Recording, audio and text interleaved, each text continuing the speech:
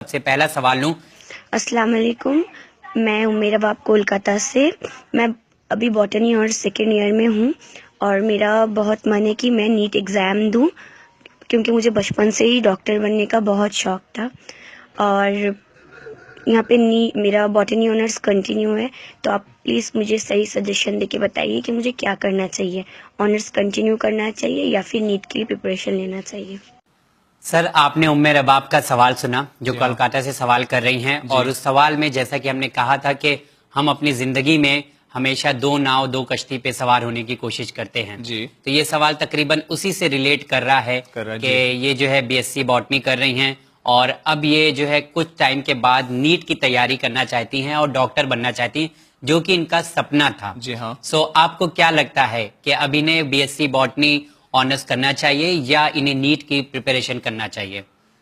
عمر باب، بہت بہت شکریہ اس بہت ہی بہترین سوال کے لیے، اور آپ اس پروگرام کو دیکھتی ہیں اس کے لیے بھی شکریہ آپ کا. جی، سوال پہ میں بعد میں آتا ہوں، پہلے میں بیسک روٹس پہ جانا چاہوں گا.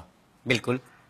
دیکھیں، 10th کے بعد کوئی بھی بچہ کسی سبجیکٹ، سپوز بایولوجی اگر لیتا ہے یا میتھس کے سائڈ جاتا ہے، تو جنرلی آپ دیکھیں گے کہ جو بچہ بایو لیتا ہے وہاں 2 پوائنٹ بڑے کھل کے سامنے آتے ہیں.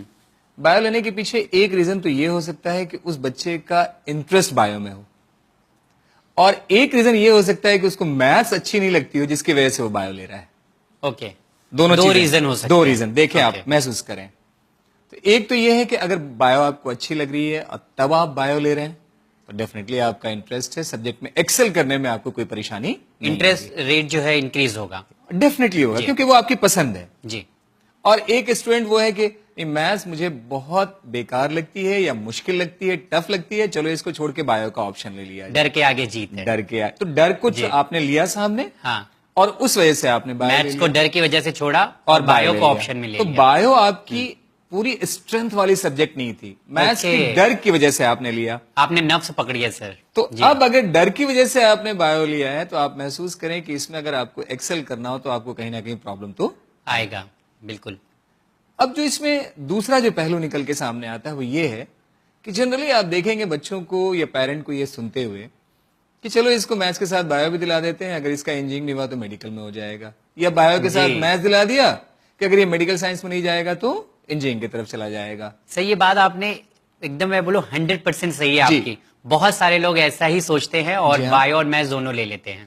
اب یہاں پہ میں جو کمپٹیشن میں نمبر آف سیٹس ہیں، جو بچے آج کل کمپٹیشن دے رہے ہیں، اگر اس کو میں دھیان میں رکھ کے کہوں تو میں یہ کہوں گا کہ یہ فیصلہ ایک دم صحیح نہیں ہے.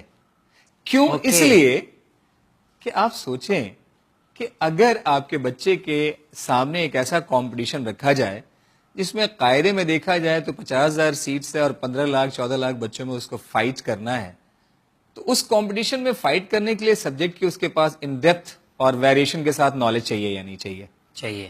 اور یہ نالج کب آئے گی، اس طرح کی چیزیں کب اس کے گرپ میں آئیں گی؟ جب وہ اس چیز کو انٹرسٹ لے کے پڑھے گا، نہ کہ کوئی الٹرنیٹیو سبجیکٹ کے طور پہ پڑھے گا.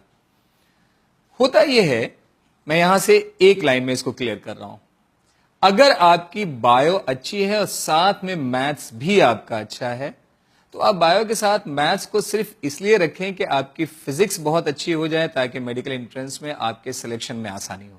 لیکن اگر آپ کی بایو اچھی ہے اور اگر آپ کو لگتا ہے کہ میتھمیٹکس میں آپ کا ہاتھ اتنا مضبوط نہیں ہے، آپ ایکسل نہیں کر پائیں گے، تو میں یہ کہتا ہوں کہ آپ چھوڑ دیں میتھس، ایک طرف بایو کی طرف اپنے آپ کو فوکس کریں اور ایک ہی چیز کو فوکس کر کے آگے بڑھیں. مجھے لگتا ہے کہ ہر فیلڈ میں اتنے زیادہ آپشنز ہیں کہ آپ کو آگے پریشانی نہیں آنے والی ہے. کیوں انسان ایسا سوچتا ہے ساجد صاحب؟